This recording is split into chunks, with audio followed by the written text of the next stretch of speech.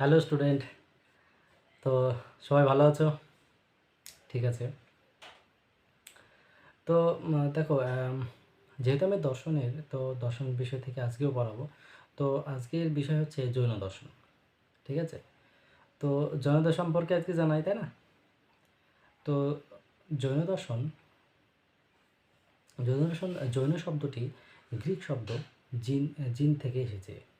আবার জিন শব্দটি জি ধাতু থেকে এসেছে, যার অর্থ হচ্ছে জয় করা। জয় করা বলতে জয় এখানে বোঝানো হয়েছে যে নিজের কামনা বাসনাকে ত্যাগ করে যে সত্যকে জয় করেছে, সেটাই হচ্ছে জিন বা জৈন দর্শন। তাহলে জৈন দর্শনের মূল উদ্দেশ্য হচ্ছে সত্যকে জয় করা। ঠিক আছে। যে সত্যকে জয় করবে বা যে কামনা বাসনাকে ত্যাগ করবে, সেই তো সিদ্ধ পুরুষ। কামনা বাসনা ত্যাগ না করলে কখনো সিদ্ধ পুরুষ হওয়া যায় না। তাহলে জৈন দর্শনে প্রথম প্রথম তীর্থঙ্কর জৈন দর্শনের উৎপত্তি বা কোথা থেকে সৃষ্টি হয়েছে বা জৈন দর্শনের আবিষ্কার কে করেছে সেটা এখন অবধি জানা যায়নি। তবে এখানে তীর্থঙ্কর আছে 24টি তীর্থঙ্কর। 24টি তীর্থঙ্করের মধ্যে প্রথম তীর্থঙ্কর হচ্ছে ঋষভদেব, আর শেষ তীর্থঙ্কর হচ্ছে মহাবীর বর্ধমান। এবার জৈন দর্শনের আমরা আসবো পঞ্চমহাব্রত। জৈন দর্শনের পঞ্চমহাব্রত কী কী? অহিংসা,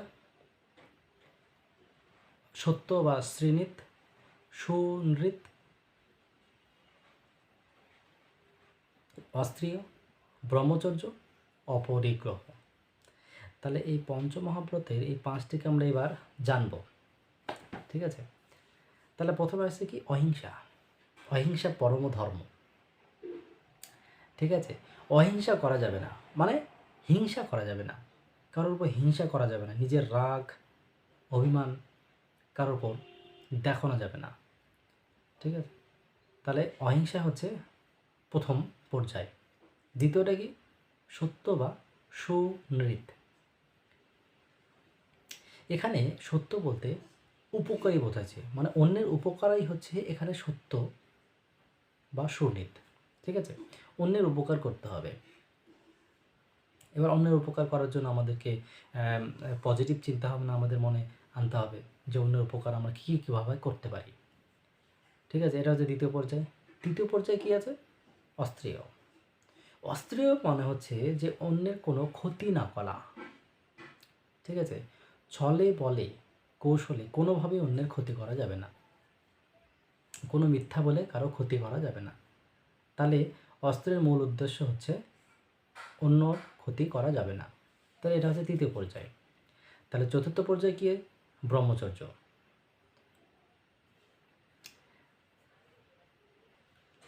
ব্রহ্মচর্যের মূল উদ্দেশ্য হচ্ছে নিজের কামনা বাসনাকে ত্যাগ করা। ঠিক আছে। কামনা বাসনা ত্যাগ করে আমাদেরকে সিদ্ধ পুরুষ হতে হবে।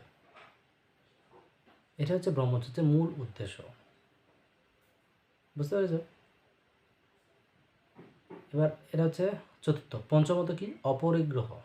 এবার অপরিগ্রহের মূল উদ্দেশ্য হচ্ছে যে আমরা যতদিন বাঁচব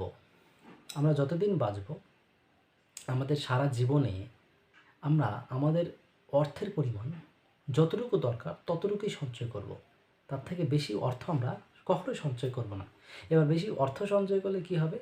যারা দরিদ্র তাদের খাদ্য থেকে, আর যারা ক্ষুধার্ত তাদের খাদ্য থেকে তাদেরকে আমরা বঞ্চিত করছি। তাহলে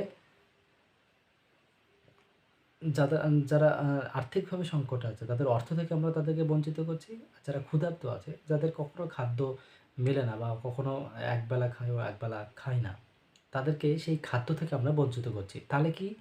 অপরিগ্রহের মূল উদ্দেশ্য কি? যে বেশি অর্থ সঞ্চয় করা যাবে না, লিমিটেড অর্থ আমাদের যতটুকু দরকার বাঁচতে গেলে ততটুকুই আমাদেরকে সঞ্চয় করতে হবে, তার বেশি করা যাবে না।